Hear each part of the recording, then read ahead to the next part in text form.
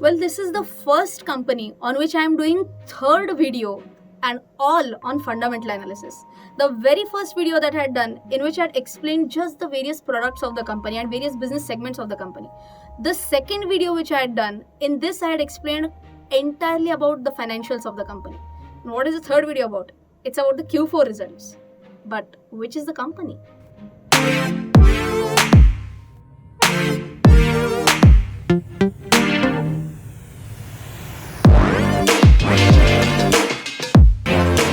Hi guys, C. Rachana Ranade here and I welcome you all to a new video on ITC. If you have not checked out my previous two videos, definitely have a look at it first so that you understand the business model very much in detail, and then you will appreciate this video in a much better way. If you want to learn fundamental analysis in depth, don't forget to check out my website wherein you have a separate course fully on fundamental analysis. So without any further delay, let's start right away with Q4 analysis of ITC. Well, as I mentioned, the very first video on ITC, wherein I had talked about its products at length, I think I should just have a very short recap about the major 5 segments in which ITC deals. See, the very first one is FMCG. They always divide FMCG as FMCG cigarettes and FMCG others.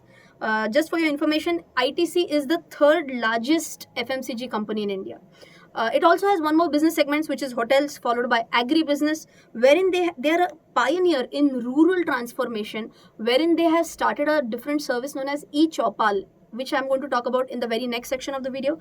They're also into the fourth segment, which is information technology, and the last one is paper boards and packaging.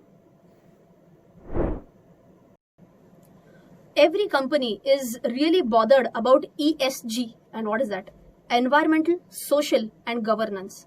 Now, as far as ITC is concerned, they have a little bit of problem as far as the environmental and social problem is concerned, because the major revenue, percentage wise we'll discuss in the later part of the video, but a major part of the revenue and major part of the profit comes from cigarette business. Now, if the company wants to enhance their image, it is a must for them to focus on other segments of the business as well.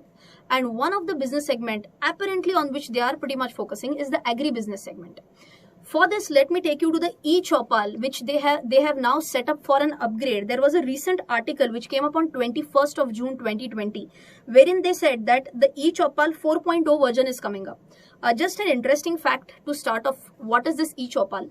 It basically is an initiative wherein they are trying to connect the farmers to the corporates directly. Okay, so you can imagine it's like a technology, you can imagine it like an app or a website through which the farmers can get in touch with corporates. How will it help the farmers? Obviously, the farmers' income will increase because the commission which is eaten up by the middleman is then gone, right? So this intends to increase the farmers' income from 70%, somewhere between 70% to 300%.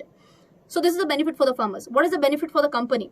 It is said that companies' cost of procurement will also go down up to 5%. So I may say it's a win-win situation for both the company as well as the farmers. One more thing which happened was that the cabinet approved an amendment to Essential Commodities Act, because of which various food items were deregulated, including cereals, pulses and onions. And because of which the farmers' income will definitely be boosted. Now, what happens when any food grain or pulses or onions for that matter are deregulated? So basically, government intervention will be less. It will be more of demand and supply, and a true price for that product will be found. Okay, so again, very important that farmers' income will be raised because of the amendment in Essential Commodities Act. In addition to this, there's one more benefit now for ITC. So this point was again for the benefit of farmers. This fourth point is that mandi cess will not be levied because they'll be directly sourcing these vegetables from the farmers. Now, what is this mandi cess? It's again a type of indirect tax. So like in Hindi we say sabzi mandi. Okay, so whenever we buy vegetables, then this is a state tax. Okay, doesn't apply to each and every state, or the percentages may vary. When I was checking out on the internet, Punjab, Rajasthan, Haryana, all these have this mandi cess. Okay, Uttarakhand, I guess just few years ago they removed mandi cess. So whenever you buy vegetables, you will have to pay an additional cess. Cess is nothing but a tax. Okay, tax on tax is a cess.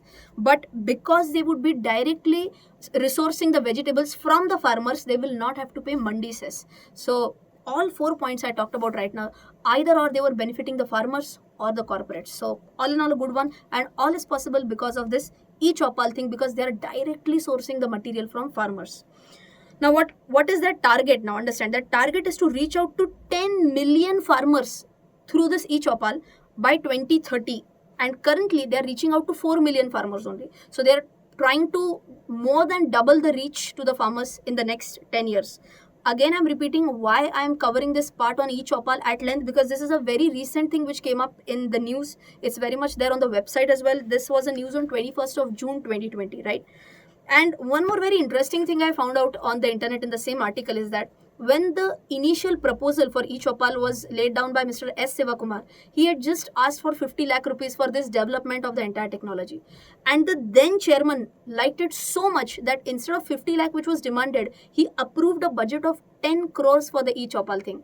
And that is the reason why maybe even the company finds it to be much more promising and giving much more gains in the coming future.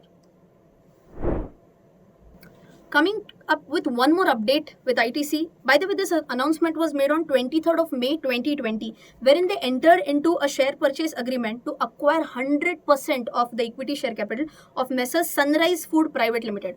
Now, who is the Sunrise Food Private Limited? They are a leader in spices in the Eastern India region. Okay. Now, what will happen with this? Because they are going to acquire, they have acquired 100% of Sunrise. It will help the company ITC to grow its FMCG business. Okay, so spices will obviously come in the FMCG others category. The company says that with the proposed acquisition, which is aligned with ITC's strategy to rapidly scale up its FMCG business in the most profitable manner. So as I had mentioned in the first part of video, they are not focusing only on cigarettes, which is the most revenue generating. They are trying to diversify in other segments as well.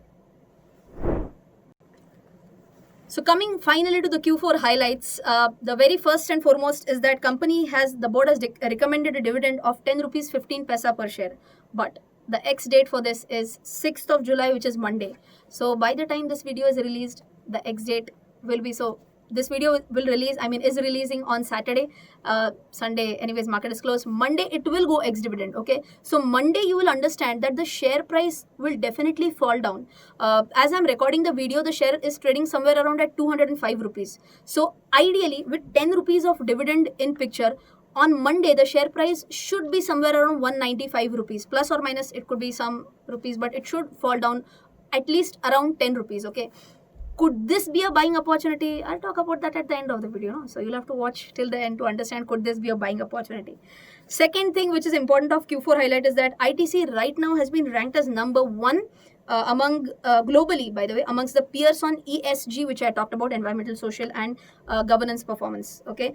So as I'm mentioning, it's always striving hard to improve in other business segments. Very important points. A point is that its free cash flow has also drastically improved. Now, what is free cash flow? It is calculated like operating cash flow minus its capital expenses net. Okay. Again, I've mentioned this in the first part of my video, but yes, I have discussed this at length in my fundamental analysis series. But just for you to understand, I've also shown you the free cash flow calculation right on the screen, or if this is not visible, okay, let me move outside the screen. Okay. Now you can see here that the net cash flow from operating activities, it has gone from 12,583.41 crores in 2019 to 14,689.66 crores. Okay, so this is your cash which is generated from your major core operations of the company. Now, if you go into cash flow from investing activities, here you will see that all the capital equipments, like you can see at the very first line item is property, plant and equipment, okay, the purchase of that and then the sale of that. So what we have to do, that this purchase and sale we'll have to do net, okay. So 2,441, is this an outflow or is this inflow for the company? It's a money outflow because we are purchasing the asset, okay. So that is why you can see that this figure is given in brackets. Any figure which is given in brackets, it's like a cash outflow, right? Then you can see a sale of property, plant, equipments, which is 27 crores in the current year. Now, why this is not given in bracket? Because simple. Whenever you're selling property, plant, equipment, you're going to get money. So that's like an inflow. Okay. So how do we do a calculation? 14,689. I'm just ignore the point, decimal point after that, crores minus 2441.15 crores plus 27.02 crores. Okay. So this will take you to 12,275 crores. Same way I've calculated for the previous year, which comes to 9442 crores. Now the important point here is that there's a jump of 30% in the free cash flow from 9442 to 12275. And always remember this as a thumb rule: higher the free cash flow, it's always better for the company. Now let's understand how much cigarettes as a business contributes to ITC as a whole company. So if you can check out here, for the 3 months ended, 43% of the total revenue has been contributed only by cigarettes business. And if I talk about entire FMCG, then it is 67%, that is 43 plus 14%. Now if I talk about the 12 months ended scenario, 41% is contributed only by cigarettes and entire FMCG is 63.5%. So roughly 40 plus revenue contributed only by cigarette segment. How much is the profit contribution?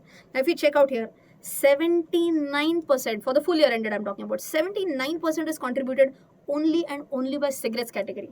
And I hope now you understand that why this category is, unfortunately, but yes, the most revenue generating and the most profitable segment for the company.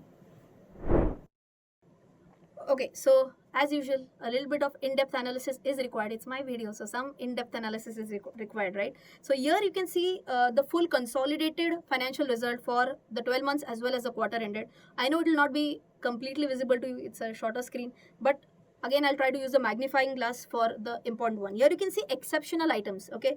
And in exceptional items, you can see 132.11 crore rupees worth exceptional item. Now, what is this? It says that a part of its raw material, which was kept in a third-party warehouse, it got destroyed by fire, and it mentioned that it included the entire cost represents the cost of leaf tobacco, and the leaf tobacco cost itself is 132 crores, for which which was damaged because of the fire. But of course, the company has also claimed an insurance for it. So within due time, they should be getting an insurance claim for that. But that's how an exceptional item is generally recorded separately as a line item. So let's take a small and a quick look at how the valuation looks like. The main small part which I'm going to take here is about the PE valuation, okay? A very simple thumb rule is that check the company's PE as compared to the industry PE. Here you can see that the company's PE is at 15.93, whereas the industry PE is at 15.82. In simple words, the stock is neither too expensive nor too cheap. It's as per the industry norms right now. And now comes the reminder section. Which is the reminder section? Number 1, join button.